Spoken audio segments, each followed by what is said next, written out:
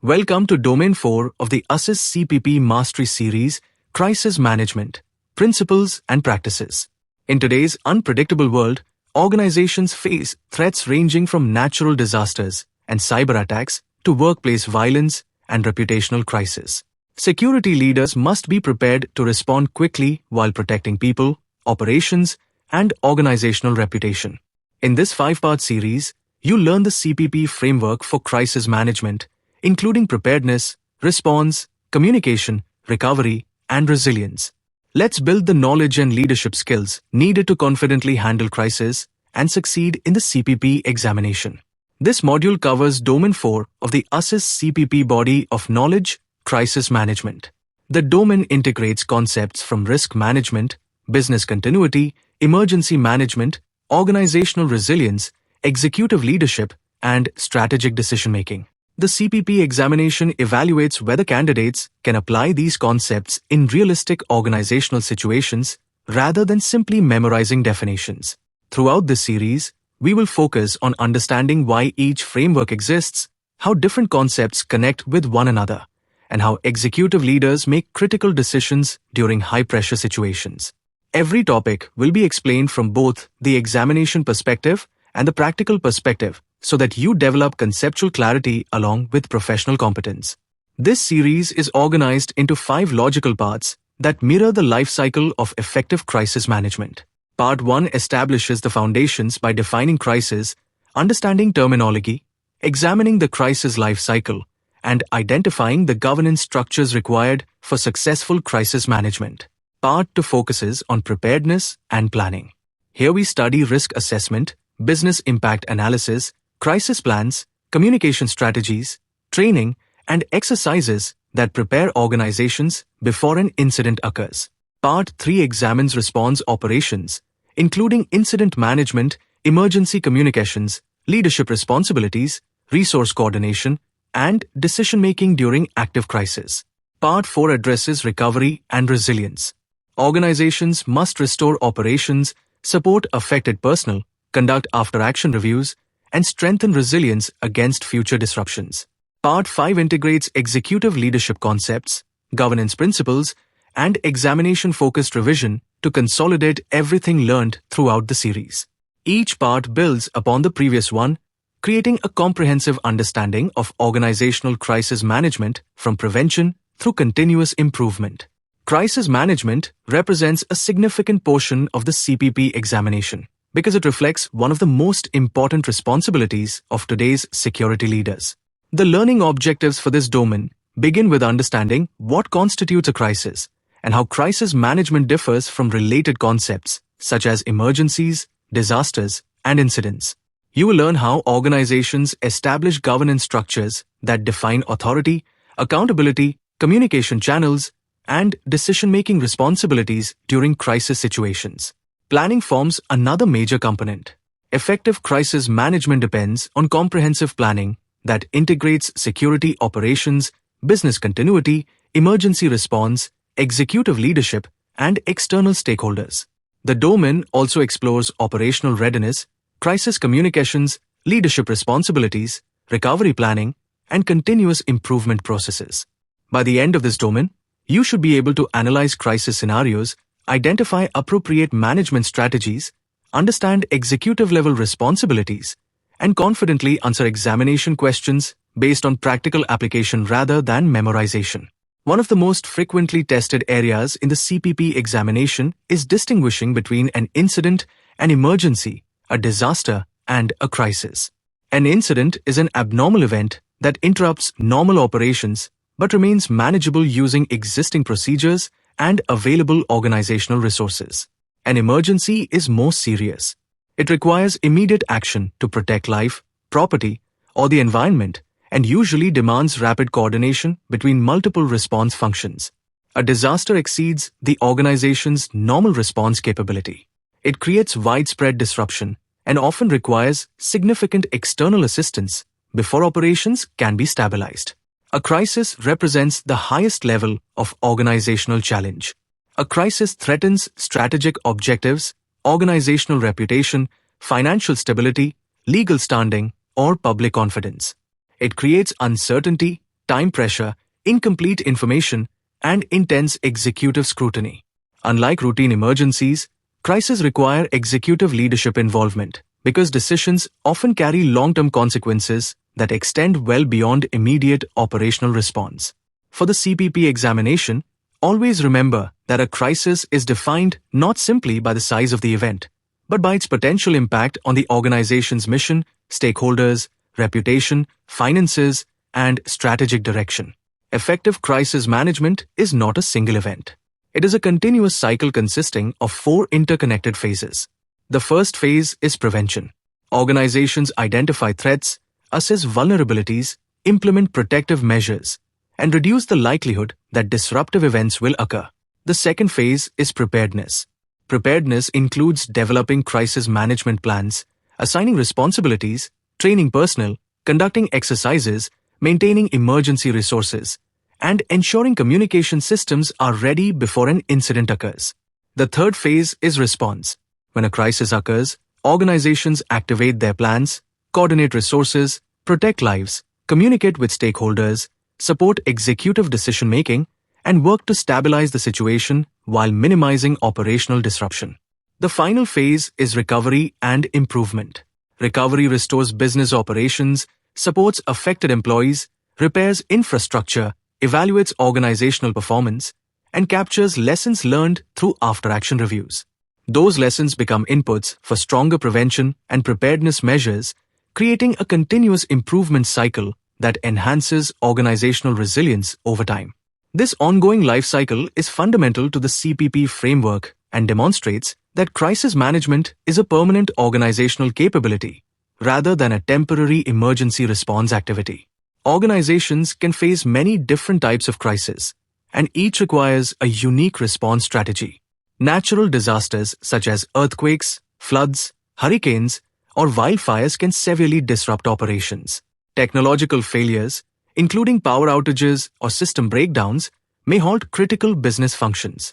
Cyber incidents like ransomware attacks or data breaches threaten both operations and organizational reputation. Workplace violence requires immediate action to protect employees and visitors. Reputational crises, often triggered by product failures or social media events, can quickly erode public trust. Supply chain disruptions, as seen during the COVID-19 pandemic, affect business continuity even when internal operations remain stable. For the CPP exam, remember that effective crisis management begins with recognizing the type of crisis and selecting the appropriate response. Successful crisis management depends on clear governance and defined leadership responsibilities. The board of directors provides oversight and ensures that crisis preparedness aligns with organizational objectives. Executive leadership makes strategic decisions and allocates resources during major events. The crisis management team coordinates the overall organizational response and ensures effective communication across departments. Supporting functions, including business continuity, security, communications, legal, and human resources, work together to protect people, maintain operations, manage legal risks, and communicate with stakeholders. The CPP emphasizes that effective governance is based on predefined authority, accountability, and coordinated decision-making before a crisis occurs. Organizations rely on internationally recognized frameworks to establish consistent crisis management practices. ISO 22320 provides guidance for incident management, emphasizing coordination, communication, and information sharing during emergencies. ISO 22301 focuses on business continuity management, helping organizations prepare for disruptions and recover critical operations. In the United States, FEMA's National Incident Management System, or NIMS, provides a standardized approach for multi-agency incident response. The ASIS guidelines integrate these global best practices into a security management perspective, making them highly relevant for CPP candidates. Understanding these frameworks helps security professionals apply structured, rather than improvised, crisis management. Effective crisis planning begins with a thorough risk assessment. Organizations identify potential hazards, evaluate vulnerabilities, assess threats, and determine the likelihood and impact of different crisis scenarios. Business Impact Analysis, or BIA, identifies which critical processes must be restored first and estimates the consequences of prolonged disruption. For CPP candidates, it is important to recognize the connection between Domain 2 and Domain 4. Risk assessment provides the intelligence needed to develop realistic crisis management plans and prioritize resources effectively. Without understanding risk, crisis planning becomes based on assumptions instead of evidence. The goal of crisis management is not simply to survive a crisis, but to build organizational resilience. Resilient organizations are prepared, adaptable, and capable of recovering quickly from disruption. Flexibility allows leaders to adjust plans as situations evolve. Leadership involvement ensures timely decisions and clear direction during uncertainty. A culture of continuous learning strengthens future performance by incorporating lessons learned from every incident. Organizations that invest in resilience are better positioned to protect people, maintain operations, and emerge stronger after crisis. A structured planning process improves an organization's ability to respond effectively during crisis. The first step is identifying hazards that could affect the organization. Next, leadership defines the crisis management structure, assigning clear roles and responsibilities. Organizations then develop detailed procedures that guide decision-making during emergencies. Resources, including personnel, equipment, facilities, and communication systems, must be identified and allocated in advance. Finally, plans are validated through training and regular exercises. A crisis plan is only effective when people understand their roles and can execute them confidently under pressure.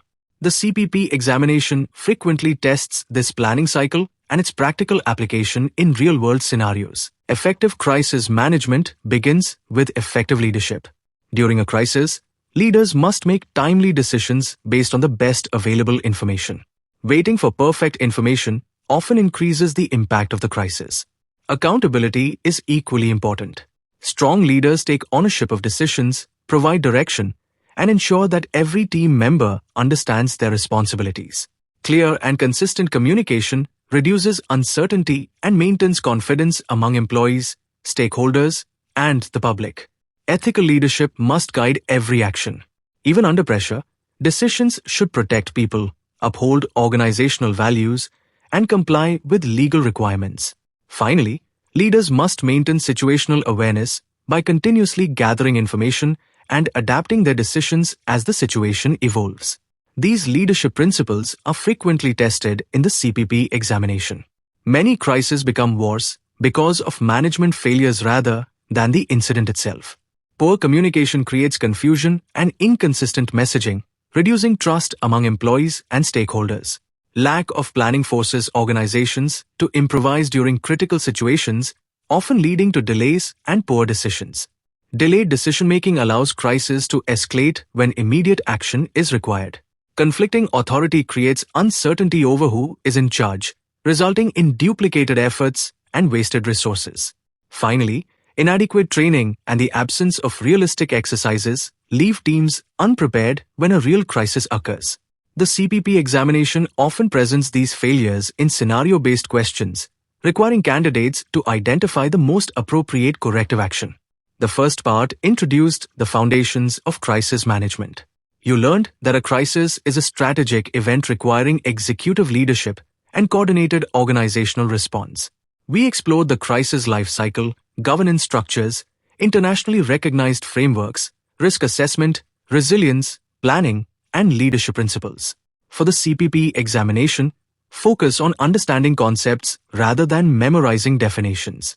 Scenario-based questions frequently test governance structures, leadership responsibilities, crisis planning, business impact analysis, communication strategies, and continuous improvement. When answering exam questions, always think like an executive security leader who must protect people, maintain operations, and support organizational resilience. Preparedness is the foundation of successful crisis management. Organizations that invest in planning, training, and regular exercises respond faster and recover more effectively than those that rely on improvisation.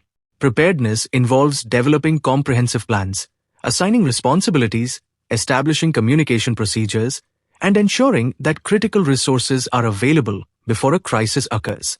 In this section, we will examine the structures, plans, and processes that enable organizations to respond confidently when unexpected events occur. The CPP framework emphasizes that preparation before a crisis determines performance during the crisis. An effective crisis management team brings together leaders from multiple functional areas to coordinate the organization's response. Executive leadership provides strategic direction and approves major decisions. The crisis manager coordinates overall activities and ensures that information flows efficiently between all team members. Operations manages security, facilities, and logistics. Communications handles internal and external messaging. Legal and compliance advise on regulatory obligations and legal risks, while human resources focuses on employee welfare and personal support. Finance and insurance manage financial resources and insurance claims, and information technology maintains critical systems and cybersecurity. The CPP emphasizes that crisis management is a multidisciplinary effort requiring collaboration across the entire organization. Every member of the crisis management team has clearly defined responsibilities. The crisis manager leads coordination, facilitates decision-making, and ensures that response activities remain aligned with organizational objectives. The security representative protects people, facilities, and critical assets while coordinating security operations. The communications lead manages internal updates, media relations, stakeholder communication, and public messaging to ensure consistent information. Legal counsel advises on compliance requirements, regulatory obligations, contracts, liability, and legal implications of response decisions. Clearly defined roles eliminate confusion, improve coordination, and enable faster decision-making during high-pressure situations, an important concept for both the CPP examination and real-world crisis leadership. The Emergency Operations Center, or EOC, serves as the central location from which an organization manages a crisis. An effective EOC should have reliable communication systems, real-time situational awareness, backup power, secure data access, and adequate workspace for key decision-makers. Many organizations also maintain virtual EOCs to support geographically dispersed teams. Activation levels should be clearly defined. A Level 3 activation may involve increased monitoring, while Level 2 brings together the crisis management team. Level 1 represents full activation for major incidents requiring executive oversight. Clearly defined activation criteria ensure the organization responds quickly and consistently without confusion over when to escalate. A crisis management plan provides the strategic framework for responding to major organizational crises. Every plan should begin with a clear purpose, activation criteria, and executive authority for initiating the response. The plan must define governance, leadership roles, and decision-making responsibilities so every team member understands their function during a crisis. Hazard-specific annexes provide detailed guidance for risks such as cyber incidents, natural disasters, or active threats. The plan should also include resource directories, emergency contact information, and a maintenance schedule to ensure that procedures, contacts, and responsibilities remain current through regular reviews. A crisis plan is effective only when it is practical, accessible, and regularly updated. Emergency response plans translate strategy into immediate operational action. Unlike the crisis management plan, which focuses on executive coordination, emergency response plans provide step-by-step procedures for frontline personnel. Life safety is always the highest priority, ensuring the protection of employees, visitors, and the public. Facility-specific procedures recognize that different locations have unique layouts, hazards, and operational requirements. Technical response procedures address specialized incidents such as IT failures, hazardous materials, or utility disruptions. Communication protocols define notification procedures, escalation paths, and reporting responsibilities so that the right information reaches the right people at the right time. Organizations must be prepared for situations requiring either evacuation or shelter in place. Evacuation is appropriate when remaining inside the facility presents greater danger. Plans should identify primary and alternate exit routes, assembly areas, accountability procedures, transportation needs, and support for individuals requiring assistance. Shelter in place is used when external conditions make evacuation more hazardous. Designated shelter areas should provide protection from the identified threat and contain essential emergency supplies. The CPP examination often tests the ability to distinguish between these two protective actions. Choosing the correct response depends on the nature of the hazard, not on a standard procedure applied to every emergency. Effective crisis response depends on having the right resources available at the right time. Critical supplies, equipment, and essential services should be identified before an emergency occurs. Prepositioning resources reduces response delays during a crisis. Organizations should establish vendor agreements in advance to ensure rapid access to specialized equipment, emergency contractors, and additional personnel when required.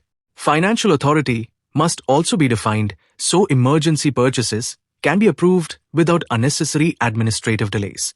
Finally, resource tracking systems help monitor equipment, personnel, and expenditures throughout the response while supporting insurance claims, audits, and post-incident recovery. Proper resource management strengthens operational efficiency and organizational resilience. No organization can manage every crisis alone. Mutual aid agreements establish partnerships with external agencies before an emergency occurs, ensuring additional resources are available when internal capabilities are exceeded. These partnerships may include local emergency services, law enforcement, fire departments, hospitals, government agencies, utility providers, and private sector organizations. Industry mutual aid allows organizations within the same sector to share expertise, personnel, equipment, or specialized capabilities during major disruptions. Formal memorandums of understanding, or MOUs, define responsibilities, resource commitments, cost-sharing arrangements, and communication procedures. The CPP framework emphasizes that strong external relationships established before a crisis significantly improve coordination, response speed, and overall organizational resilience. Business Impact Analysis, or BIA, is the foundation of effective business continuity planning. It helps organizations identify which functions are most critical and how quickly they must be restored after a disruption. The BIA determines critical business processes, estimates the financial and operational impact of downtime, and establishes recovery objectives such as the Recovery Time Objective, or RTO, and Recovery Point Objective, or RPO. It also identifies the people, facilities, technology, and vendors required to restore operations. For the CPP examination, remember that the BIS supports crisis planning by establishing priorities. It tells leaders what must be protected first and where resources should be focused during recovery. Crisis management is only one part of organizational resilience. It works alongside several closely related plans. The Crisis Management Plan provides executive direction and strategic decision-making during a major event. Emergency response plans focus on immediate life, safety, and tactical response. Business continuity plans ensure that critical business functions continue operating despite disruption. Disaster recovery plans restore information technology systems and critical infrastructure after an incident. Together, these plans create an integrated resilience framework that protects people, sustains operations, and enables rapid recovery. For the CPP exam, understand the purpose of each plan and how they complement one another rather than operating independently. Even the best crisis plan will fail if people have never practiced it. Training begins with orientation sessions that familiarize employees with their roles and responsibilities. Tabletop exercises allow leadership teams to discuss realistic scenarios and evaluate decision-making without deploying resources. Functional exercises test specific capabilities such as emergency communications or emergency operations center activation under simulated conditions.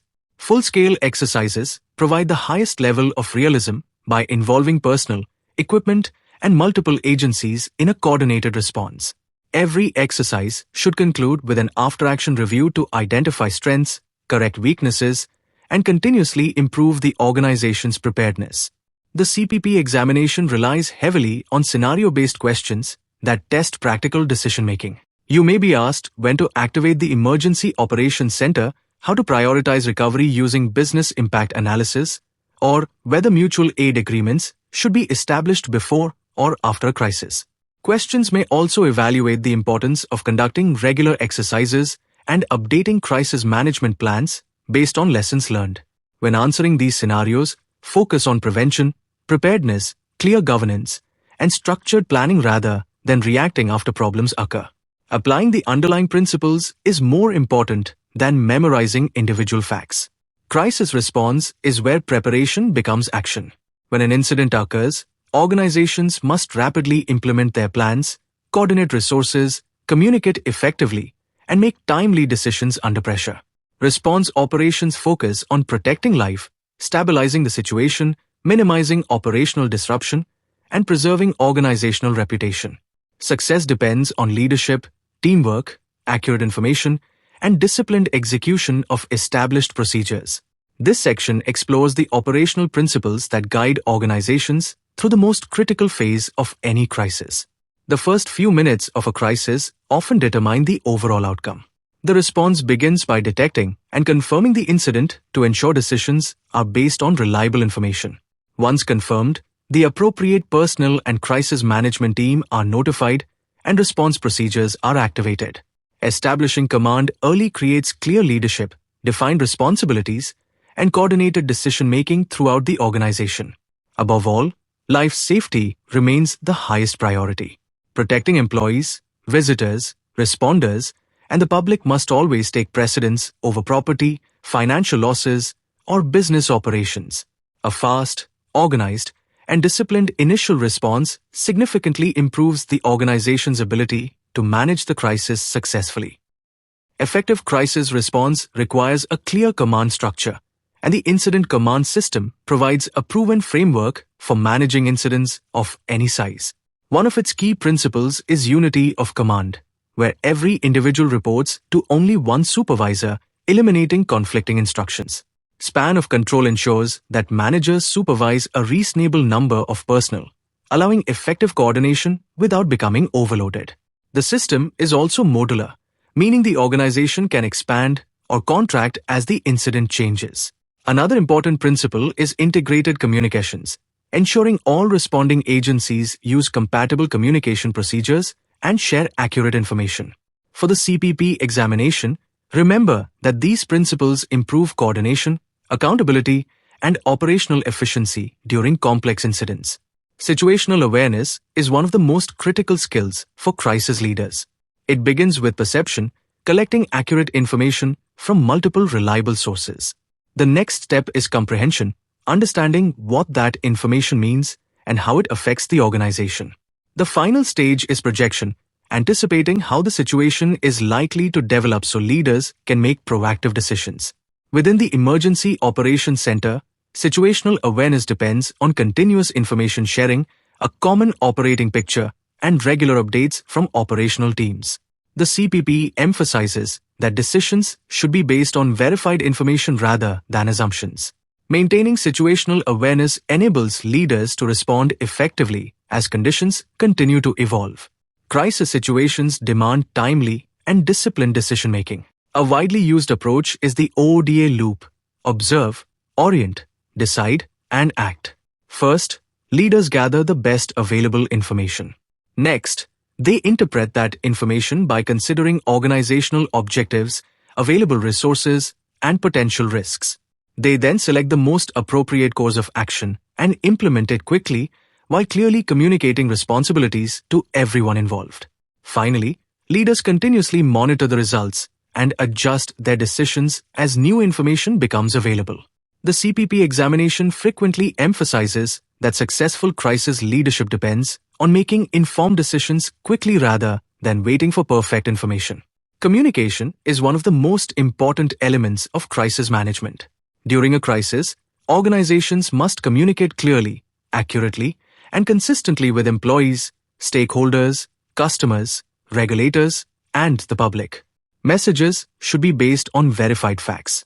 Sharing incorrect information can damage credibility and reduce public trust. Consistency is equally important. Everyone representing the organization should deliver the same key messages to avoid confusion. Finally, communication should demonstrate empathy. Acknowledging the concerns of those affected builds confidence and reinforces the organization's commitment to protecting people. Effective communication protects both operational effectiveness and organizational reputation. The media plays a significant role during any major crisis making proactive media management essential. Organizations should designate a trained spokesperson who serves as the official source of information. Regular media briefings help provide accurate updates and reduce speculation. Prepared statements and approved key messages ensure that communication remains clear, factual, and consistent throughout the incident. Leaders should avoid saying no comment, providing unverified information, or making speculative statements that could later prove inaccurate. The objective is to maintain public confidence by communicating honestly, transparently, and professionally while protecting sensitive operational information. Employees are among the organization's most important stakeholders during a crisis. Communication begins with immediate safety instructions, ensuring employees understand the situation and know what actions to take. Regular updates should continue throughout the incident, even if there are no major developments. Frequent communication reduces uncertainty and prevents rumors. Managers should receive clear briefing points so that messages remain consistent across all departments. During recovery, employees also need timely information regarding work schedules, available support services, operational changes, and organizational decisions. The CPP emphasizes that effective employee communication builds trust, improves cooperation, and supports a faster and more successful organizational recovery. Every crisis affects multiple stakeholders, each with different concerns and information needs. Employees need timely updates about their safety and work arrangements. Customers expect honest communication about service disruptions and recovery timelines. Shareholders and the board require strategic updates on business impact, financial implications, and organizational response. Regulators expect compliance with legal reporting requirements, while government agencies may require close coordination during major incidents. Suppliers and business partners need information that helps maintain continuity across the supply chain. The media and the community also expect accurate and timely information. The CPP emphasizes that successful crisis management depends on understanding stakeholder priorities and delivering clear, consistent, and credible communication throughout the crisis. When public emergency services respond to an incident, effective coordination becomes essential. Before an emergency occurs, organizations should establish relationships with local police, fire services, medical responders, and emergency management agencies. Facility layouts, access routes, hazardous materials, and key contact information should already be shared.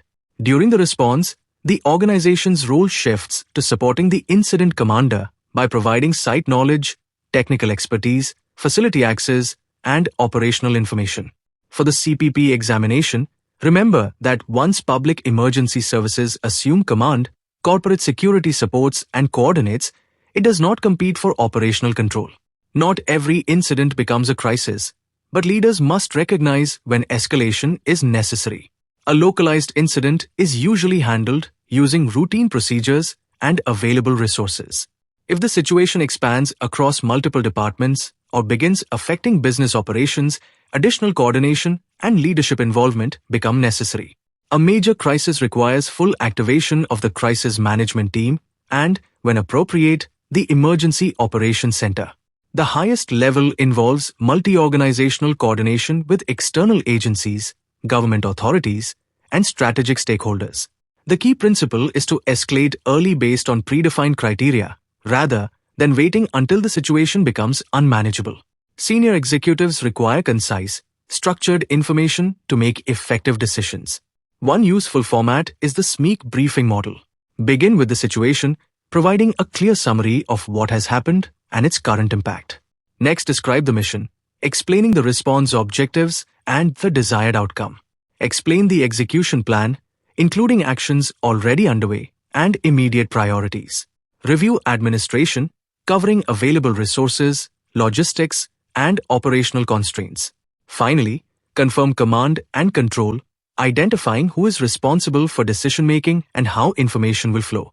Well-structured executive briefings improve decision quality and maintain leadership alignment throughout the crisis. The Deepwater Horizon disaster illustrates how leadership decisions can shape the outcome of a crisis. Beyond the operational failure, the response was criticized for inconsistent communication, delayed transparency, and leadership statements that appeared disconnected from public concerns. Conflicting messages damaged credibility, while inadequate crisis communication increased reputational harm. The case demonstrates that organizations must combine operational response with honest communication, visible leadership, and empathy for those affected. For CPP candidates, the lesson is clear. Technical expertise alone is not enough. Successful crisis leadership also requires transparency, accountability, and effective stakeholder management. Recovery begins once the immediate crisis is under control. But restoring an organization requires much more than resuming operations. Recovery focuses on repairing damaged facilities, restoring business processes, supporting employees, rebuilding stakeholder confidence, and learning from the incident. Every crisis provides valuable lessons that should strengthen future planning, improve procedures, and enhance organizational resilience. The objective is not simply to return to the previous state, but to emerge stronger, better prepared, and more capable of handling future disruptions. This section explores how organizations transform crisis experience into long-term resilience and continuous improvement. The transition from response to recovery is a carefully managed process, not a single event.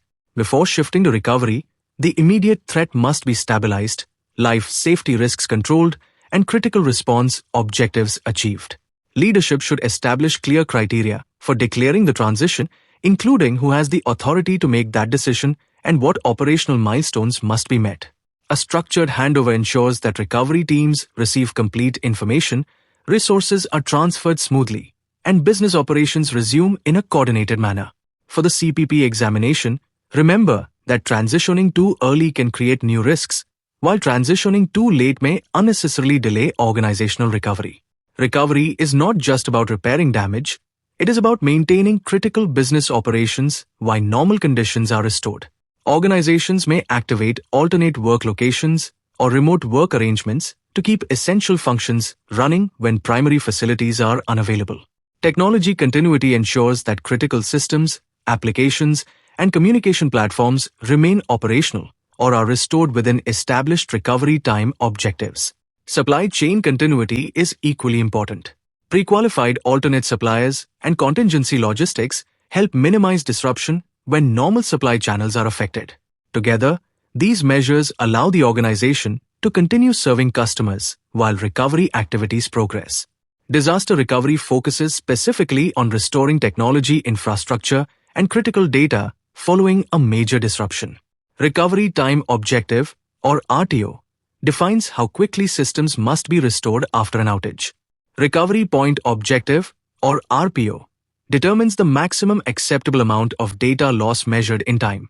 Organizations often maintain hot, warm, or cold recovery sites, balancing cost against recovery speed and operational requirements. Regular disaster recovery testing is essential. Plans should be exercised periodically to verify that systems, backups, and recovery procedures actually perform as expected during a real incident. People remain the organization's greatest priority throughout the recovery phase. Immediate actions include confirming employee safety, communicating return-to-work expectations, providing medical support where needed, and activating employee assistance programs for those affected. Recovery also requires sustained support. Managers should monitor employees for signs of stress, provide access to counseling services, and maintain regular communication throughout the recovery process. Recognizing employee contributions and supporting both physical and emotional well-being strengthens morale, improves engagement, and accelerates organizational recovery. The CPP emphasizes that successful recovery depends as much on people as it does on restoring facilities and systems. Major crises can leave lasting psychological effects on employees and responders. Immediately after an incident, individuals may experience shock, anxiety, confusion, or emotional exhaustion. Most people recover with support from colleagues, supervisors, and family. Some individuals, however, may require structured assistance through critical incident stress management programs or professional counseling.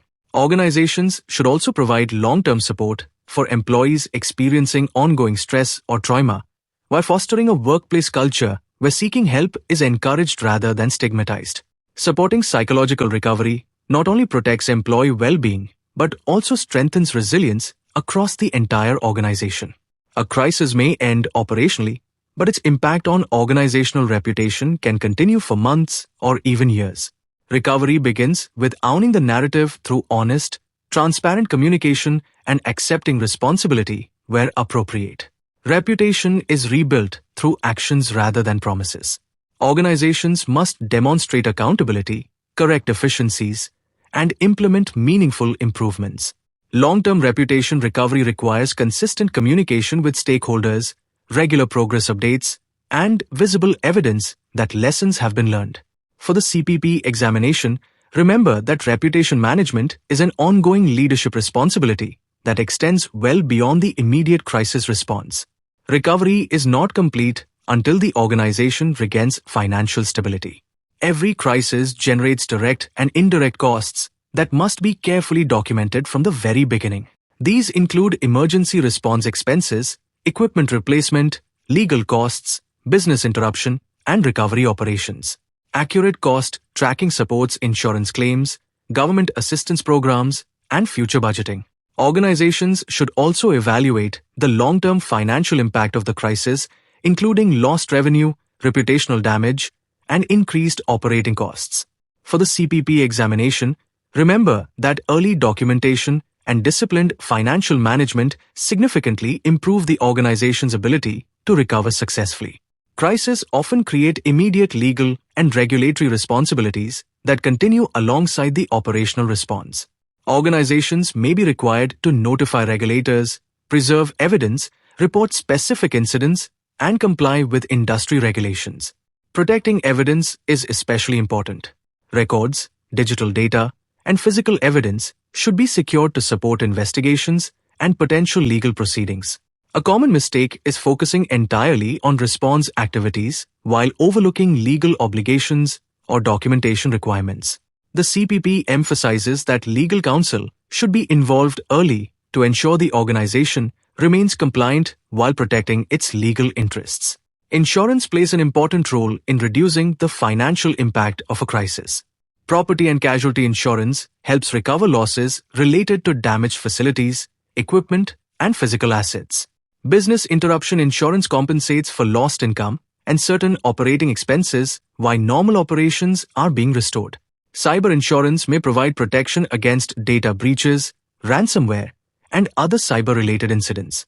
Organizations should also understand the scope of directors' and officers' liability insurance, which protects executives against certain legal claims arising from leadership decisions. Effective documentation during the crisis is essential because insurance recovery depends on accurate records and compliance with policy requirements. Every crisis provides an opportunity to improve. The after-action review compares what was planned with what actually happened, identifies why differences occurred, and determines what changes are needed. The objective is not to assign blame, but to capture lessons that strengthen future preparedness. Findings should be documented, assigned to responsible individuals, and tracked until corrective actions are completed. The CPP examination emphasizes that continuous learning is a defining characteristic of resilient organizations. Crisis management is an ongoing cycle of improvement rather than a one-time activity. Organizations should regularly assess their performance after incidents and exercises, measuring progress against established objectives. Lessons learned must be incorporated into updated crisis management plans, business continuity plans, and emergency procedures. Training programs and exercises should then validate these improvements to ensure they are effective in practice. This cycle of assessing, updating, training, exercising, and measuring continuously strengthens organizational resilience and preparedness. The final part of this series focuses on executive leadership and examination readiness. At the executive level, crisis management is about strategic thinking, sound judgment, effective communication, and protecting the organization's long-term interests. We will connect the concepts learned throughout this course into an integrated framework that reflects how senior leaders make decisions during complex crises.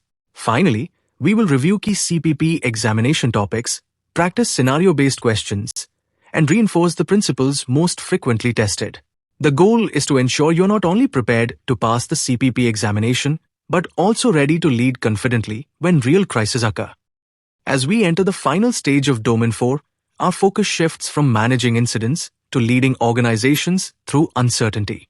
Strategic crisis leadership is very different from operational response. While incident managers focus on immediate actions, executives must make decisions that protect the organization's long-term interests. A chief security officer continuously monitors emerging risks such as geopolitical events, cyber threats, supply chain disruptions, and regulatory changes. Crisis leadership begins well before an incident through preparedness, planning, and building organizational resilience. Strong leaders also create a crisis-ready culture. Policies alone are not enough. Employees must understand their roles through regular training and exercises. During a crisis, leaders must communicate calmly, allocate resources effectively, and maintain stakeholder confidence. For the CPP examination, remember that the security executive is more than an emergency responder. The executive advises senior leadership, aligns crisis decisions with business objectives, and ensures the organization emerges stronger after every crisis. Every crisis places leaders under intense pressure. Information may be incomplete, time is limited, and public expectations are high. Under these conditions, ethical leadership becomes essential. The first priority is always protecting human life. Financial losses and operational disruptions can be recovered, but lives cannot. Leaders must also communicate honestly with employees, regulators, customers, and other stakeholders. Delaying or hiding information often creates greater damage than the crisis itself. Decisions should be based on facts, comply with legal requirements, and respect privacy and human rights. A useful ethical check is to ask, is this decision legal? Is it ethical? Does it protect people? Would I be comfortable defending it publicly? For CPP candidates, ethics is not a separate subject, it is embedded in every stage of crisis management. Ethical leadership preserves trust, credibility, and long-term organizational resilience. The Chief Security Officer has responsibilities before, during, and after every crisis. Before a crisis, the focus is on preparedness through risk assessments, crisis planning, business continuity, training, and exercises. These activities ensure the organization is ready to respond effectively. During a crisis, the executive provides strategic leadership rather than tactical control. The security executive advises senior management, coordinates with HR, legal, IT, communications, and external agencies, and ensures decision-makers receive timely and accurate information. After the crisis, attention shifts to recovery, after-action reviews, and continuous improvement. Lessons learned should be incorporated into updated plans, policies, and future training.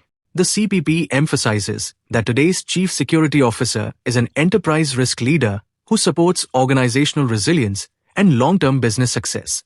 Executive reporting plays a vital role in crisis management because senior leaders depend on accurate information to make strategic decisions. Unlike operational reports, executive briefings should be concise and focused on decision-making. Leaders need to understand the current situation, life safety concerns, business impact, resource requirements, financial implications, and emerging risks, not every operational detail. Many organizations use executive dashboards to present key information visually, allowing leadership to understand complex situations quickly. Reports should also be timely, as delayed information can be just as harmful as inaccurate information. For the CPP examination, remember that effective executive reporting is accurate, timely, concise, and actionable. Its purpose is to provide decision-makers with the information they need to lead confidently during a crisis. The Board of Directors provides strategic oversight during major crises. While it does not manage tactical operations, it ensures executive leadership is protecting the organization's long-term interests. Board members expect information about employee safety, financial exposure, legal obligations, reputational impact, business continuity, and overall organizational risk. Security executives must communicate clearly, honestly, and without unnecessary operational detail. Regular updates are essential. The board should never learn about significant developments through the media before hearing them from management. Consistent communication strengthens governance and builds confidence throughout the crisis. For the CPP examination, Remember that management directs the response, while the board provides governance, accountability, and strategic oversight. An effective crisis management program must be measured to ensure it continues to improve. Metrics help organizations evaluate preparedness, response, recovery, and overall resilience. Operational metrics include response time, notification speed, incident stabilization, and resource deployment. Recovery metrics measure how quickly systems and business operations return to normal, including recovery time objectives and recovery point objectives. Organizations also monitor employee safety, stakeholder satisfaction, training performance, and completion of corrective actions identified during after-action reviews. These measures help determine whether lessons learned are being translated into stronger capabilities. For the CPP examination, remember that performance measurement is not simply about collecting data. It is about using meaningful metrics to identify gaps, improve future preparedness, and strengthen organizational resilience. In the next slide, we will bring together the key concepts of Domain 4 and review the major examination takeaways before moving to the next domain. As we conclude Domain 4, let's review some of the most common mistakes made by CPP candidates. Understanding these pitfalls can significantly improve your examination performance. The first mistake is confusing the crisis management lifecycle. Candidates often place activities, such as the business impact analysis, under the response phase when it actually belongs to preparedness. Similarly, recovery is frequently confused with continuous improvement. Remember that each phase of the lifecycle has distinct objectives, and the CPP examination often tests your ability to identify where an activity belongs. The second mistake is misidentifying command authority. During major emergencies, public emergency services, such as the police or fire department, may assume operational command under applicable laws and emergency management frameworks. In these situations, corporate security continues to play a critical support and coordination role rather than directing external response agencies. Understanding this distinction is essential. Another common error is overlooking the human element. Crisis management is not only about restoring operations or protecting assets. The CPP body of knowledge places significant emphasis on employee welfare, psychological recovery, ethical decision-making, and clear communication. Organizations recover successfully only when they take care of their people as well as their operations. Finally, many candidates automatically select develop a plan as the preferred answer. However, the CPP examination expects you to assess the scenario carefully. If a crisis is already underway and plans exist, the appropriate action is often to execute the plan, coordinate resources, and support decision-making, not begin planning from scratch. As you prepare for the examination, always think like a chief security officer rather than an operational responder. Focus on leadership, governance, organizational resilience, and strategic decision-making. That executive mindset is what the CPP credential is designed to assess. In the next video, we begin Domain 5, Information Security, where we will examine how security leaders protect one of today's most valuable organizational assets, information. Thank you for completing Domain 4, and I look forward to seeing you in the next domain of the CPP Mastery Series.